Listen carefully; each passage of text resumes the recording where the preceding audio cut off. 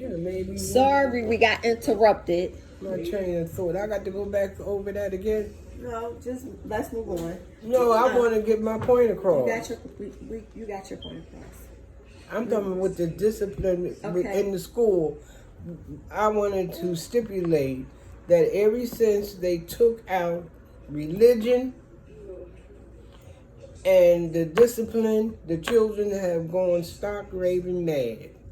Religion never hurt nobody. When I was in school, the teacher would announce we are getting ready to say the morning prayer. If any student in the classroom is not of this faith or so on and so on, you may now step into the hallway until the prayer is over with.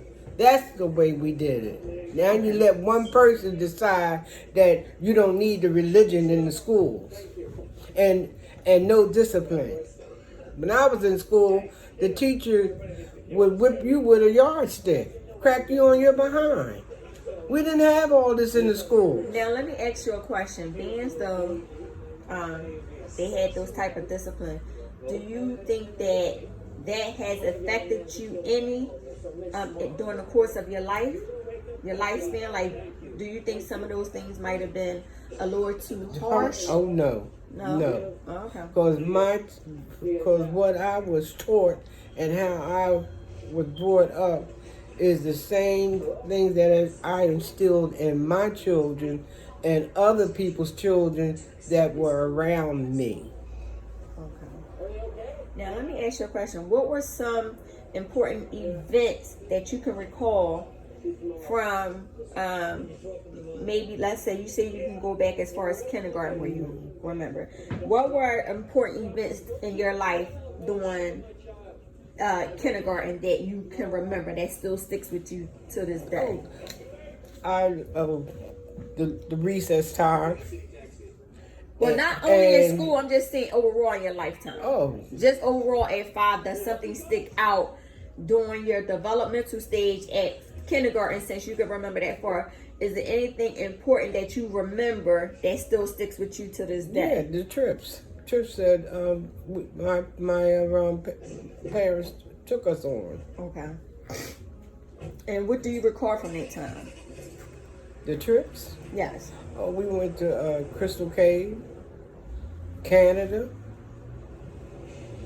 Atlantic City. Even took road trips down south. Okay. And the trips was what you remember, you and your siblings and your mom and your father going out on these trips. When we were young. And how did it make you feel going on these trips, being a family? How did that make you feel? It made me feel good. Okay. Now, you said that was at 5. Now, let's talk about later in life. Let's say around the teen stages, when you start to move into, puberty, 10, 11, 12, 13. What are some of the things that you remember doing that time? Oh, going to the little dances. Okay. Not at wasn't allowed at no one's house. It was we used to have dance at school. Okay. Or on the rooftop. It was on Friday. That was the big event, on the rooftop. But during the day, lunchtime, we had the lunchtime dance. If you finished your lunch, cleaned up your table, then you could go into the gym, and we had our little dance then. But the main one was on Friday on the rooftop. Okay. Now, what about out of school, when you were home? When I was home? At home, outside, hanging out with friends? When I was home, in order to be outside, I had to come straight home from school, number 1. And number 2, my homework must be done.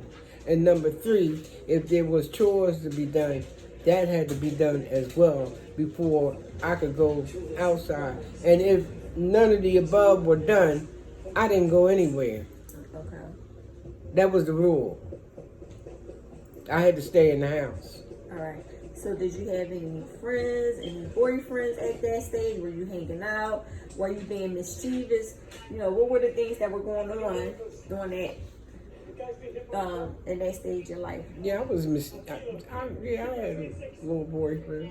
Okay, and what were the things that were going on that maybe your parents didn't know that was going on, but Sex. okay. Okay. So in regards to Sneak. okay.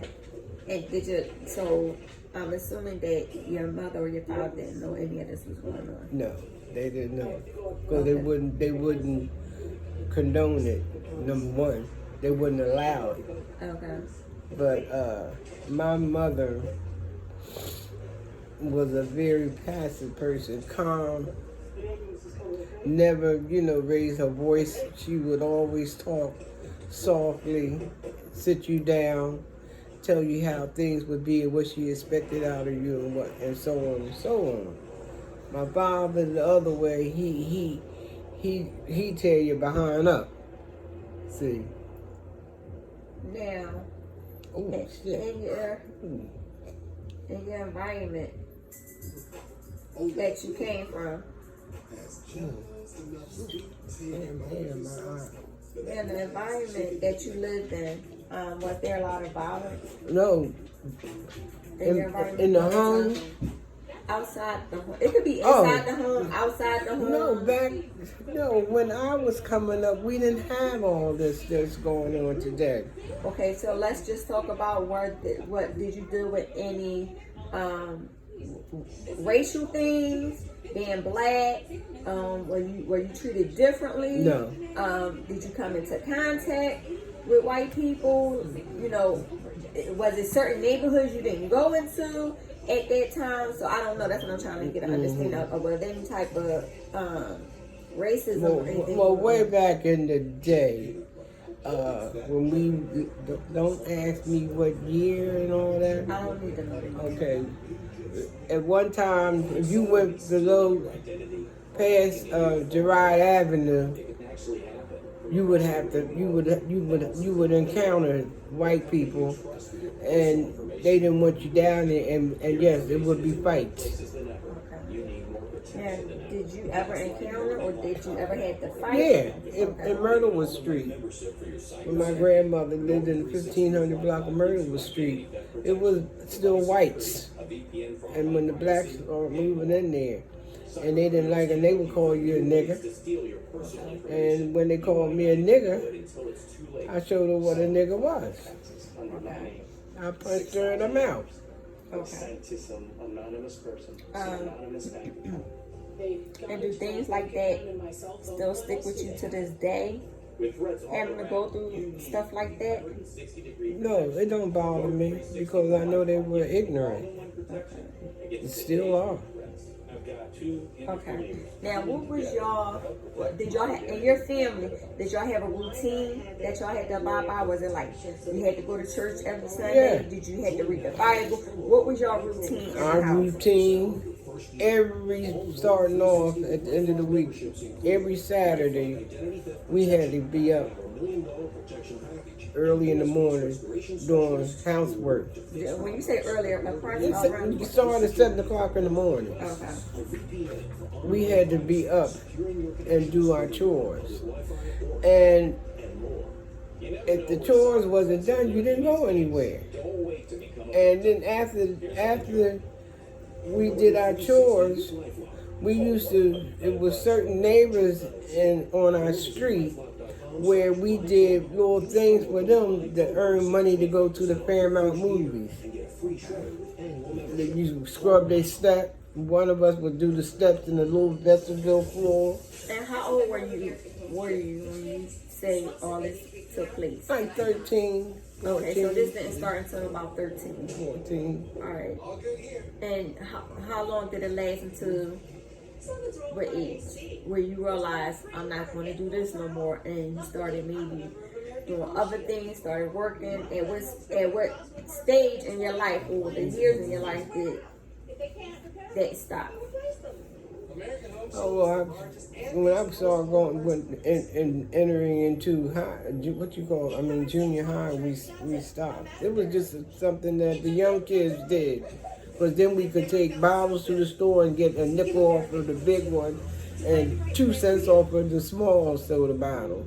And that's how we used to get our little change together for the movies if we weren't able to do the chores at somebody's house, their steps, or we wipe out their cabinets and get 50 cents. Because then you go to movies was 15 cents, and you get a bag of popcorn for 10 cents, and a soda out the machine for a nickel, and some candy from the candy counter was 5 cents. Okay.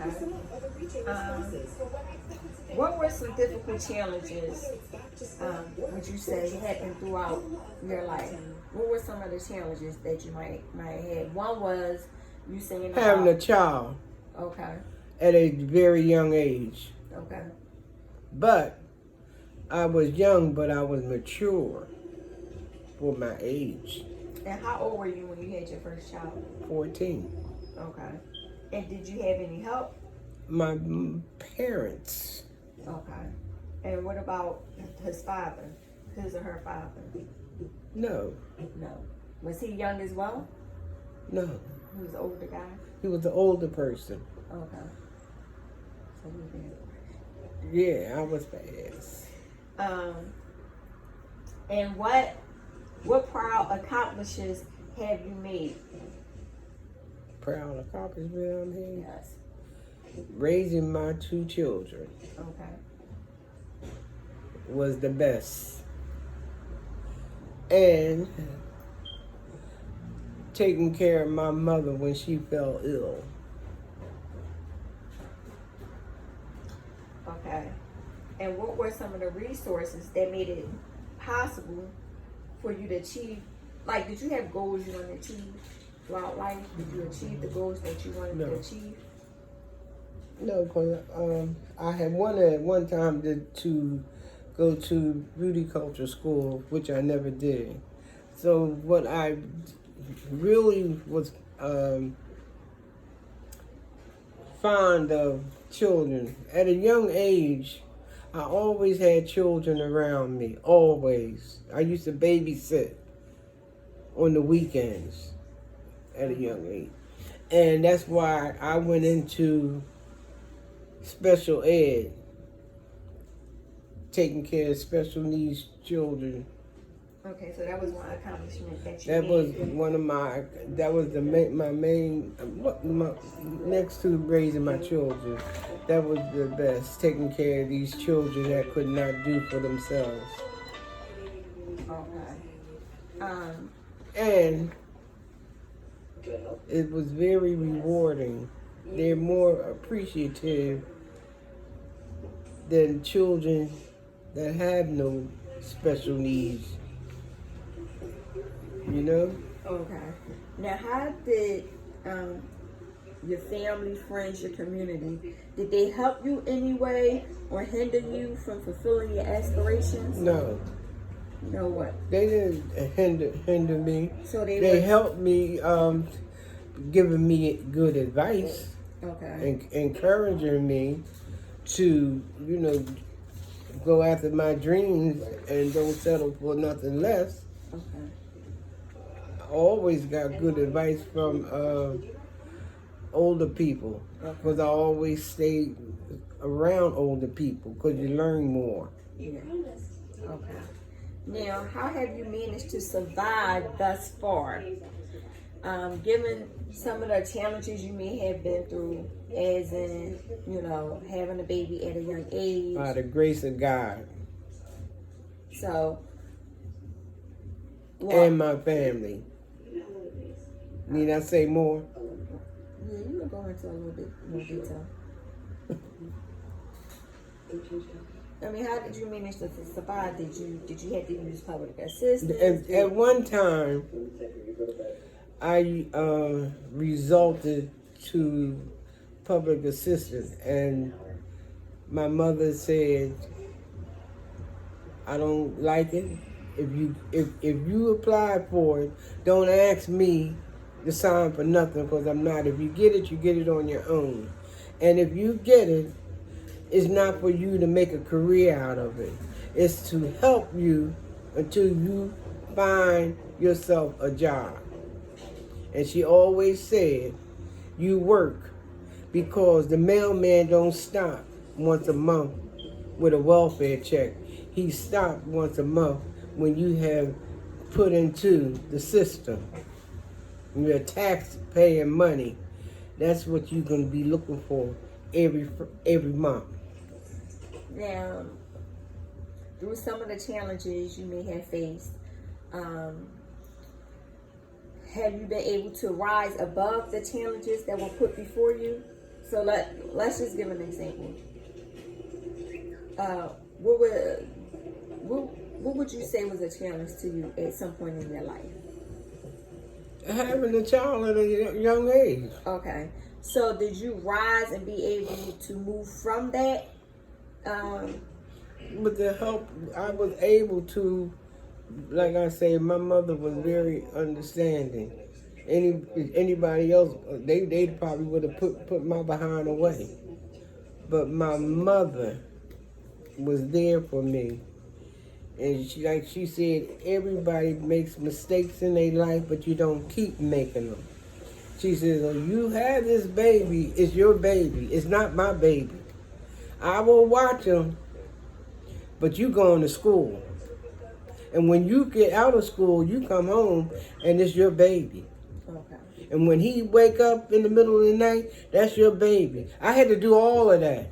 She didn't stop me from doing what a mother's supposed to do for the child. And I learned my lesson very soon. So how old was you when you had your next one? They were 13 years apart. Okay. Yeah, that's a big gap. Yes. So, what was your mindset as you faced these difficulties? I was okay with it, but and then I felt kind of bad because back then it was a disgrace. Because I was a child myself. Right. And I didn't like people looking at me, with disgust and whatnot. And I didn't want to go outside, but my mother, again, I'm your mother. You're going to go outside. And you're going to walk with your head held high. And that's what I did. Okay. Because I wasn't proud at all about the situation. I didn't glorify in it. See. Now, was the father around at all? No. Or it was just, you got pregnant, that's it, I'm out. That's it. Okay. My father and my mother. Now, what have you learned about yourself and the world during your struggles? I have to take no shit off of nobody. So, what did you learn about yourself during that struggle? Now that you look back on it, I have a little more tolerance, and I how can I say it? Deal with situations better now. Because if I had obstacles in my way or, anything crossed me, you would see the other side of me. I didn't take conflict, criticism too good because I would go off on you. But I'm much more passive now. Now,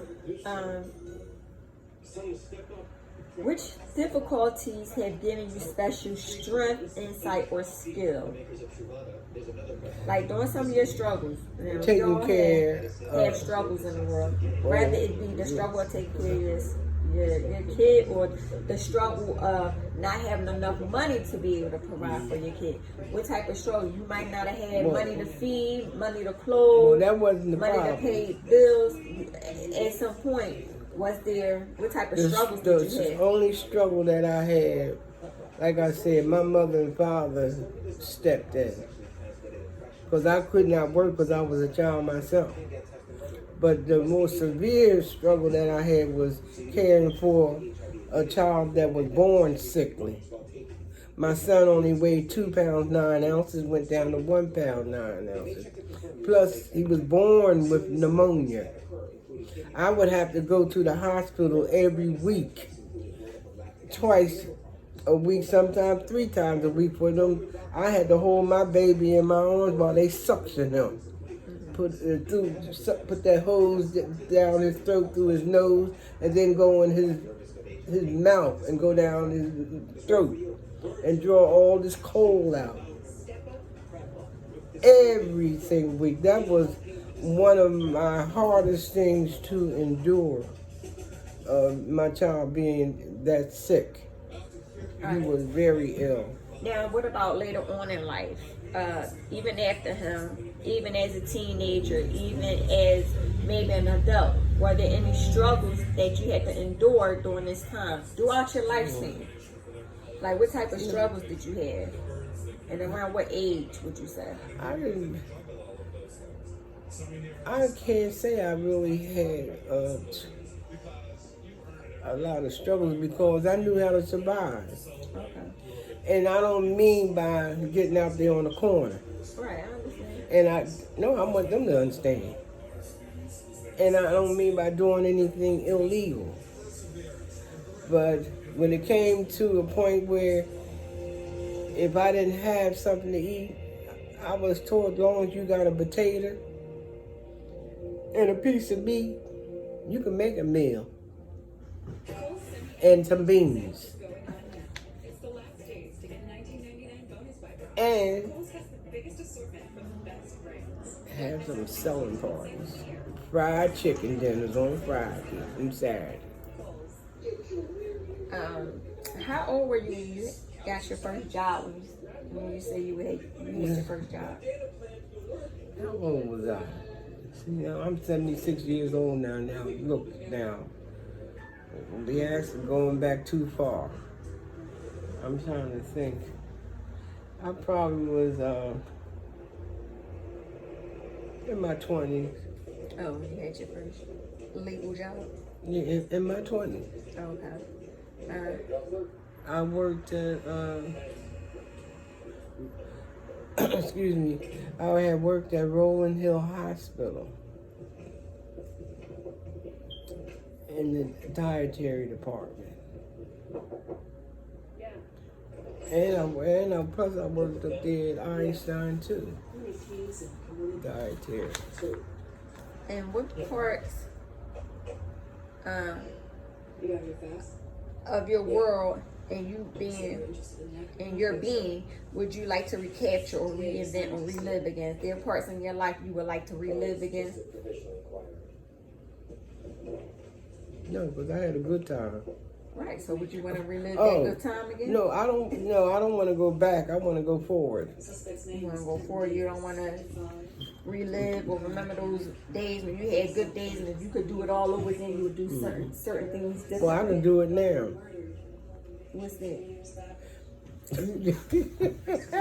Hey. So what? Yeah. And now, oh, that's right. But S, let me see. S was what? In CC13. Yeah, I was in my early 20s when I got a job with the board. Yeah. Okay. Go ahead. What now do you want out of life? Peace. To be able to live comfortably. With good health. That's what I want. And to be able to travel. What are your hopes, visions, and aspirations? What are your visions? What do you see? Hit the lottery or hit a number. That's my great. What about getting your legs, your operational, your knee? I said that being able to travel. So that means I got what's preventing you from traveling? I said and have good health. Okay, but what's preventing you from traveling? My knees. What's wrong with your knees? I need replacement.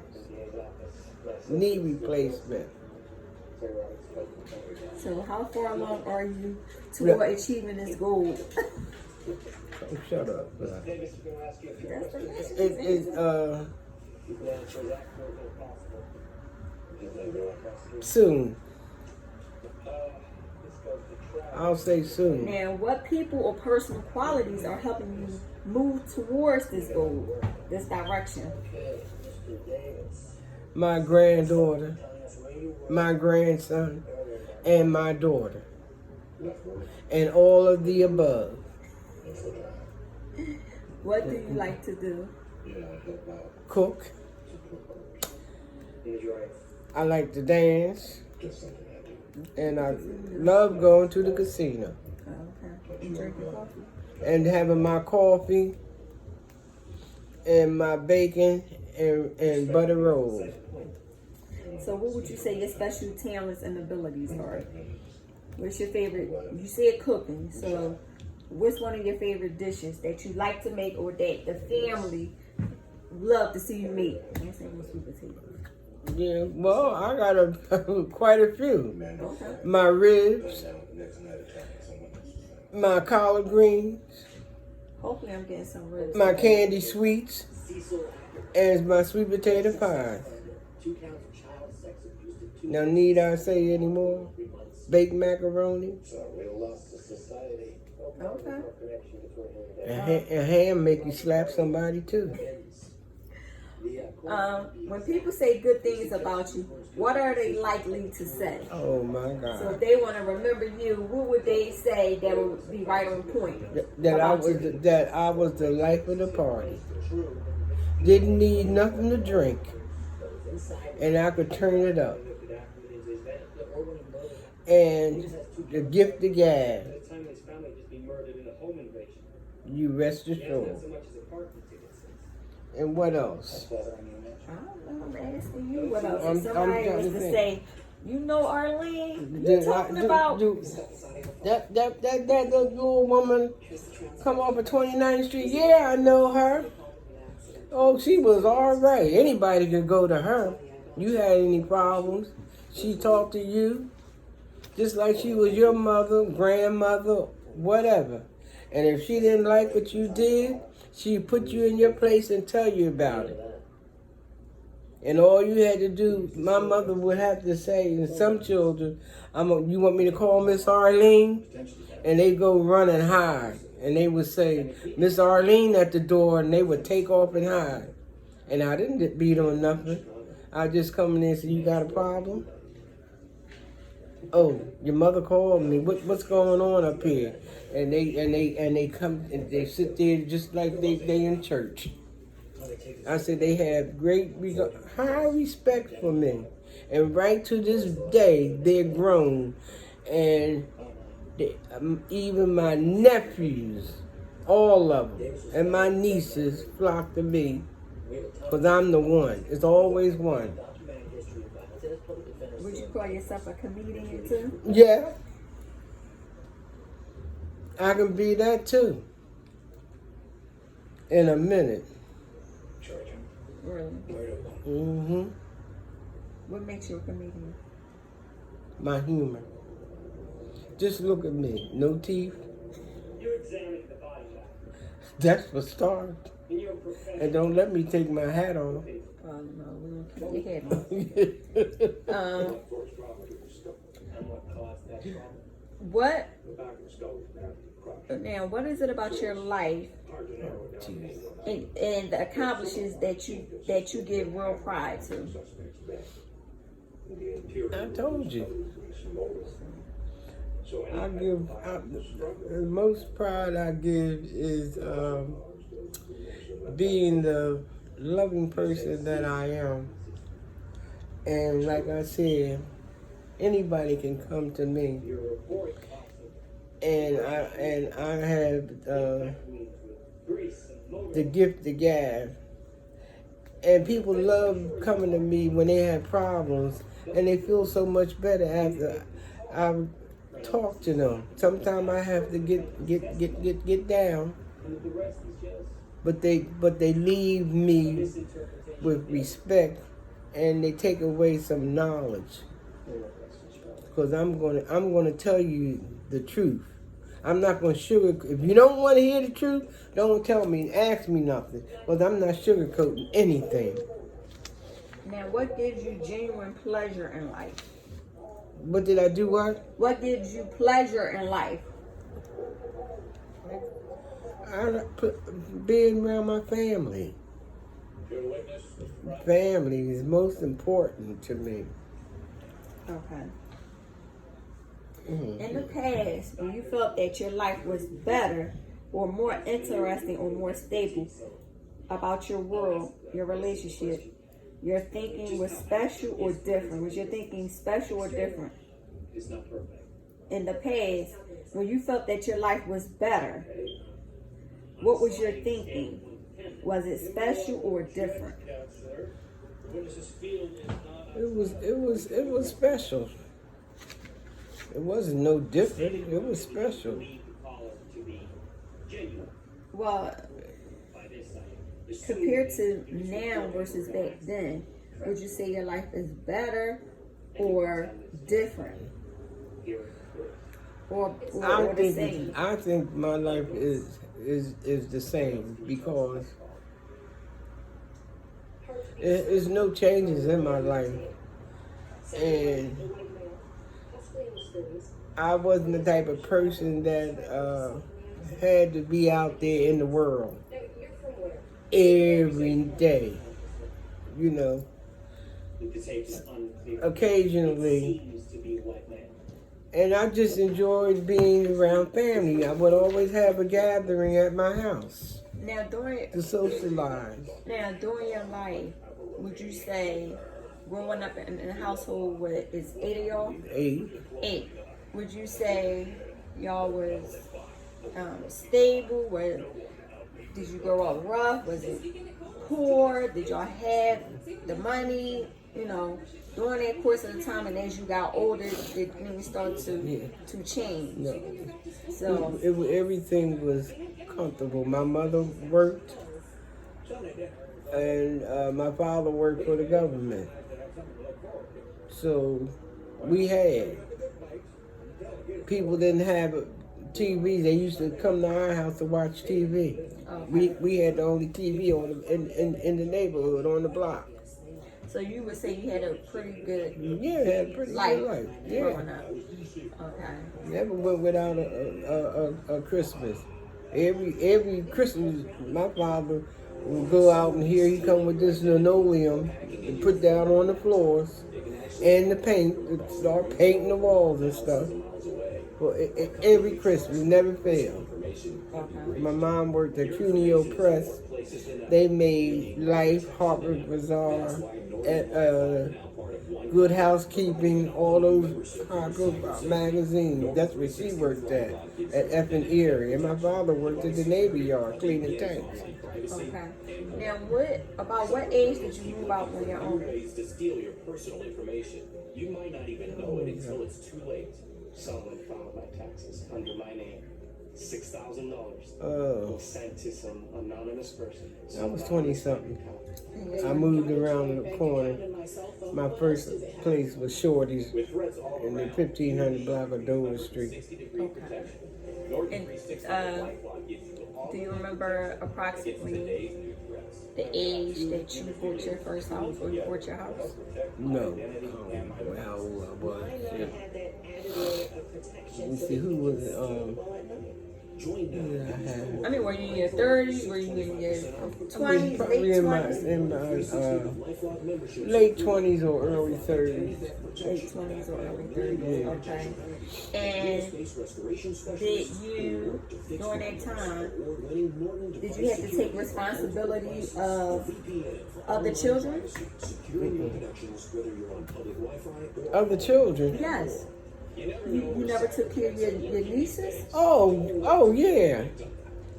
Oh, now I'm seeing what you're saying. Yeah, I raised two of my nieces. Okay, so besides your own My own. children you had to raise other I people. had my two nieces I raised. Okay.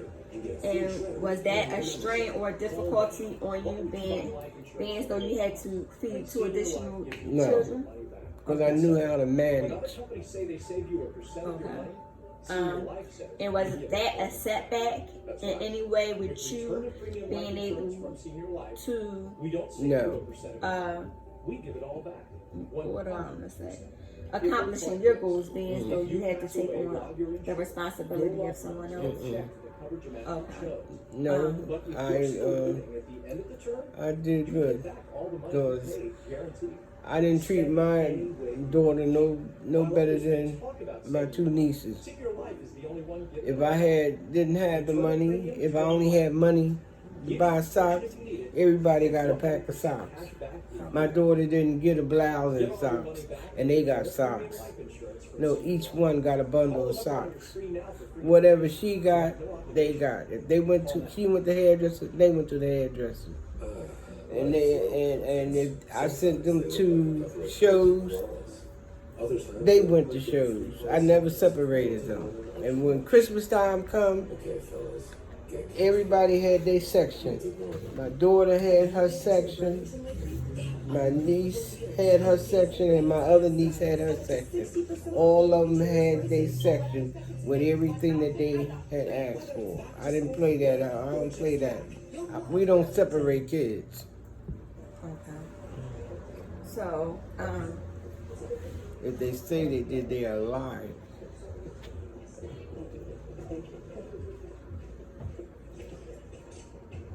so, do you know or remember around the age approximately you had to take on that role? Oh, excuse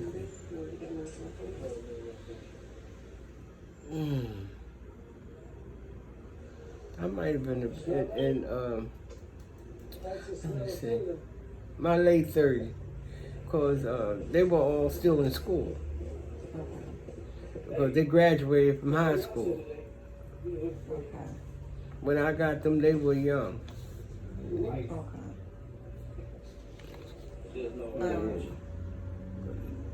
And then one thing I demanded, no dropouts, only diplomas go on my mantelpiece. And when you get out of school, when I come in here from work, everybody be at that table doing their homework. And I meant that. That was the rule. Okay.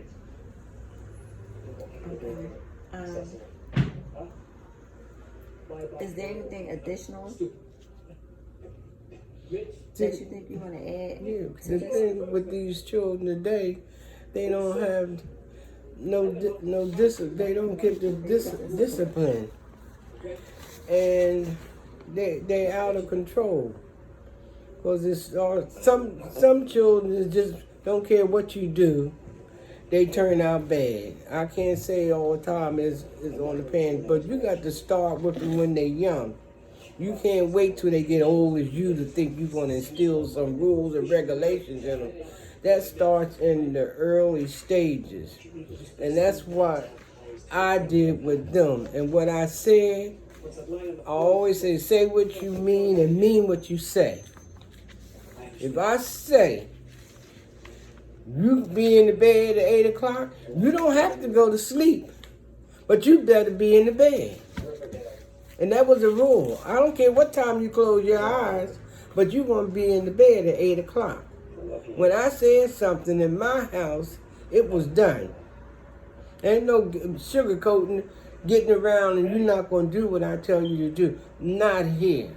I didn't play that. And that's what's wrong with these parents don't demand for them children to do what they supposed to do. And they ripping and running the street. No.